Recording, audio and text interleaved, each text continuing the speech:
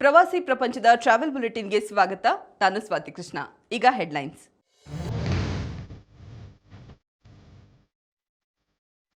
Travel tourism fair 2026ಕ್ಕೆ ಕ್ಷಣಗಣನೆ ಕಳೆಗಟ್ಟಲಿದೆ ಬೆಂಗಳೂರಿನ ಅರಮನೆ ಮೈದಾನ. ಕಂಬಳ ಆಯೋಜನೆಯ ಕಂಟಕಕ್ಕೆ ಸರ್ವೋಚ್ಚ ನ್ಯಾಯಾಲಯದ ಮದ್ದು. ರಾಜ್ಯಾದ್ಯಂತ ಕರಾವಳಿ ಕ್ರೀಡೆ ಆಯೋಜನೆಗೆ ಸುಪ್ರೀಂ ಆಜ್ಞೆ.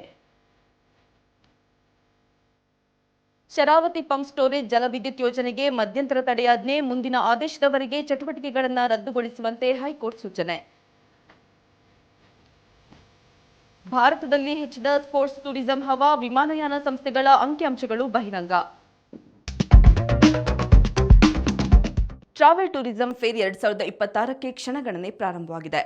ಮಾರ್ಚ್ 13ರಿಂದ 15ರವರೆಗೆ ಬೆಂಗಳೂರಿನ ಅರಮನೆ ಮೈದಾನದಲ್ಲಿ ಈ ಕಾರ್ಯಕ್ರಮವನ್ನು ಆಯೋಜನೆ ಮಾಡಲಾಗಿದೆ.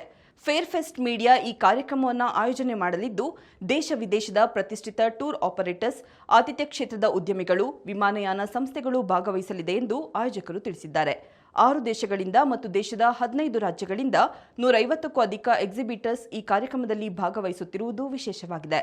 ಕರ್ನಾಟಕ ಪ್ರವಾಸೋದ್ಯಮದ ಅಭಿವೃದ್ಧಿಗೆ ಮತ್ತು ರಾಜ್ಯದ ಆತಿಥ್ಯ ಕ್ಷೇತ್ರದ ಬೆಳವಣಿಗೆಯ ವೇಗಕ್ಕೆ ಈ ಟೂರಿಸಂ ಫೇರ್ ಪುಷ್ಟಿ ನೀಡಲಿದೆ ಮತ್ತು ವಿದೇಶಿ ಮಾರುಕಟ್ಟೆಗಳಲ್ಲಿ ಕರ್ನಾಟಕ ಪ್ರವಾಸೋದ್ಯಮದ ಚಾಪನ ಮೂಡಿಸಲು ಪೂರಕವಾಗಲಿದೆ ಎಂದು ಪ್ರವಾಸೋದ್ಯಮ ಕ್ಷೇತ್ರ ಅಭಿಪ್ರಾಯವನ್ನು ಪಟ್ಟಿದೆ.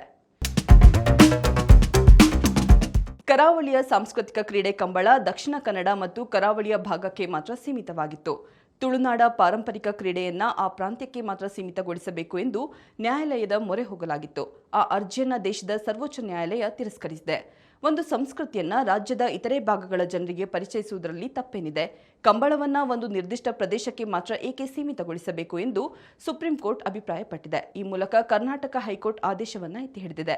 ಈ ಹಿಂದೆ ಪ್ರಾಣಿ ಹಕ್ಕುಗಳ ಸಂಘಟನೆ ಬೆಂಗಳೂರಿನಲ್ಲಿ ನಡೆದ ಕಂಬಳದ ಆಯೋಜನೆಯನ್ನ ಪ್ರಶ್ನಿಸಿ ಹೈಕೋರ್ಟ್ ಮೆಟ್ಟಿಲೇರಿತ್ತು.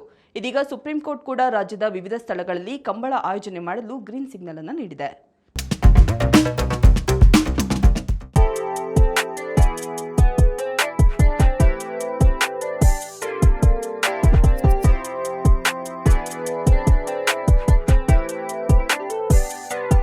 ಉತ್ತರ ಧ್ರುವಕ್ಕೆ ಅತ್ಯಂತ ಹತ್ತಿರದಲ್ಲಿರುವ ದ್ವೀಪ ಸಮೂಹ ಸ್ವಾಲ್ಬಾರ್ಡ್ನಲ್ಲಿ ಮನುಷ್ಯರಿಗಿಂತ ಹಿಮಕರಡಿಗಳೇ ಹೆಚ್ಚು.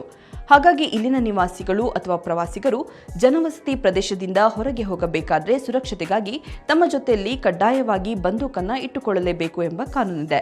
ಸ್ವಾಲ್ಬಾರ್ಡ್ನ ಮುಖ್ಯ ಪಟ್ಟಣವಾದ ಲಾಂಗ್ಯರ್ಬೀನ್ನಲ್ಲಿ ಸಾಯುವುದು ತಾಂತ್ರಿಕವಾಗಿ ನಿಷೇಧಿಸಲಾಗಿದೆ. ಕಾರಣವೇನೆಂದರೆ ಇಲ್ಲಿನ ವಿಪರೀತ ಚಳಿಯಿಂದಾಗಿ ಭೂಮಿ ಹೆಪ್ಪುಗಟ್ಟಿರುತ್ತದೆ. ಇದರಿಂದಾಗಿ ಹೂತ ಶವಗಳು ಕೊಳೆಯುವುದಿಲ್ಲ ಮತ್ತು ವೈರಸ್ಗಳು ದಶಕಗಳ ಕಾಲ ಜೀವಂತವಾಗಿರುತ್ತವೆ. ಹೀಗಾಗಿ ಯಾರಾದರೂ ತೀವ್ರ ಅನಾರೋಗ್ಯಕ್ಕೀಡಾದರೆ ಅವರನ್ನು ಚಿಕಿತ್ಸೆಗಾಗಿ ಅಲ್ಲಿನ ಮುಖ್ಯ ಭೂಭಾಗಕ್ಕೆ ಕಳಿಸಲಾಗುತ್ತದೆ. ಸ್ವಾಲ್ಬಾರ್ಡ್ ಯಾವ ದೇಶದಲ್ಲಿದೆ? ಶರಾವತಿ ಪಂಪ್ ಸ್ಟೋರೇಜ್ ಜಲವಿದ್ಯುತ್ ಯೋಜನೆಗೆ ಕರ್ನಾಟಕ ಉಚ್ಚ ನ್ಯಾಯಾಲಯ ಮಧ್ಯಂತರ ತಡೆಯಾಜ್ಞೆ ನೀಡಿದೆ. ಈ ಯೋಜನೆಗೆ ಗುರುತಿಸಲಾಗಿದ್ದ ಸ್ಥಳದಲ್ಲಿ ಪರಿಸರ ಸೂಕ್ಷ್ಮ ವಲಯ ಪ್ರದೇಶವು ಒಳಗೊಂಡಿದ್ದು, ಪ್ರಾಣಿ ಸಂಕುಲಕ್ಕೆ ತೊಂದರೆಯಾಗುವ ಕಾರಣದಿಂದ ನ್ಯಾಯಾಲಯದ ಮೊರೆ ಹೋಗಲಾಗಿತ್ತು. ವನ್ಯಜೀವಿ ಸಂರಕ್ಷಣೆ ಕಾಯ್ದೆ ಅಡಿಯಲ್ಲಿ ವನ್ಯಜೀವಿ ಧಾಮದ ಒಳಗೆ ಯಾವುದೇ ಚಟುವಟಿಕೆಗಳನ್ನು ಕೈಗೊಳ್ಳುವಂತಿಲ್ಲ. ಇದು ವನ್ಯಲೋಕಕ್ಕೆ ಮಾರಕವಾಗಿ ಪರಿಣಮಿಸಬಹುದು. ಹೀಗಾಗಿ ಈ ಯೋಜನೆಗೆ ತಡೆಯಾಜ್ಞೆ ನೀಡಬೇಕು ಎಂದು ಅರ್ಜಿದಾರರಿಂದ ವಾದವನ್ನು ಮಂಡಿಸಲಾಯಿತು. ವಾದ ಪ್ರತಿವಾದಗಳನ್ನು ಆಲಿಸಿ ನ್ಯಾಯಾಲಯ ಈಗ ಮಧ್ಯಂತರ ತಡೆಯಾಜ್ಞೆಯನ್ನು ನೀಡಿದೆ. ಭಾರತದಲ್ಲಿ ಸ್ಪೋರ್ಟ್ಸ್ ಟೂರಿಸಂ ಹವಾ ಹೆಚ್ಚಾಗಿದೆ ಎಂದು ಅಭಿಪ್ರಾಯ ಕೇಳಿಬರುತ್ತಿದೆ. ಕೆಲ ದಿನಗಳ ಹಿಂದೆ ನಡೆದ ಪುರುಷರ T20 ವಿಶ್ವಕಪ್ ಇದಕ್ಕೆ ಸಾಕ್ಷಿಯಾಗಿದೆ. ಫಿನಾಲೆ ಪಂದ್ಯವನ್ನು ಹೊರತುಪಡಿಸಿ ಉಳಿದ ಪಂದ್ಯಗಳ ಸರಾಸರಿಯನ್ನು ಗಮನಿಸೋದಾದ್ರೆ ಕ್ರೀಡಾಂಗಣದ ಬಹುತೇಕ ಸೀಟ್ಗಳು ಭರ್ತಿಯಾಗಿದ್ದವು. ಕೆಲ ವಿಮಾನಯಾನ ಸಂಸ್ಥೆಗಳ ವರದಿ ಪ್ರಕಾರ ದೇಶೀಯ ಮತ್ತು ಅಂತಾರಾಷ್ಟ್ರೀಯ ಬುಕಿಂಗ್ ಸಂಖ್ಯೆಯಲ್ಲಿ ಗಣನೀಯ ಏರಿಕೆ ಕಂಡಿದೆ. ಅದರಲ್ಲೂ T20 ವಿಶ್ವಕಪ್ ಸೆಮಿಫಿನಾಲೆ ಪಂದ್ಯಗಳ ಸಂದರ್ಭದಲ್ಲಿ ಈ ಬಾರಿ ಅತಿ ಹೆಚ್ಚು ಟಿಕೆಟ್ ಬುಕಿಂಗ್ಸ್ ದಾಖಲಾಗಿದೆ ಎಂದು ವಿಮಾನಯಾನ ಸಂಸ್ಥೆಗಳು ತಿಳಿಸಿವೆ.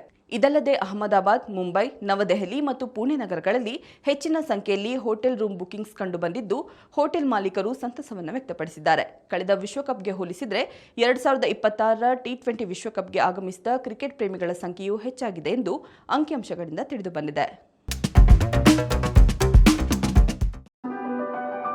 ಈಗ ಕ್ವಿಜ್ ಟೈಮ್. ಇಂದಿನ ಪ್ರಶ್ನೆ: ಅಡ್ವೆಂಚರ್ ಟೂರಿಸಂಗೆ ಖ್ಯಾತಿ ಪಡೆದಿರುವ ಹಿಮಾಲಯದ ಪ್ರದೇಶ ಯಾವುದು?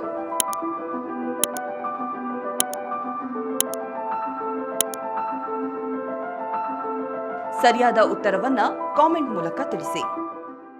ಇದಾಗಿತ್ತು ಇವತ್ತಿನ ಟ್ರಾವೆಲ್ ಬುಲೆಟಿನ್. ನೋಡ್ತಾ ಇರಿ ಪ್ರವಾಸಿ ಪ್ರಪಂಚ. ವಿಹಾರವೇ ವಿಶ್ವ. ನಮಸ್ಕಾರ.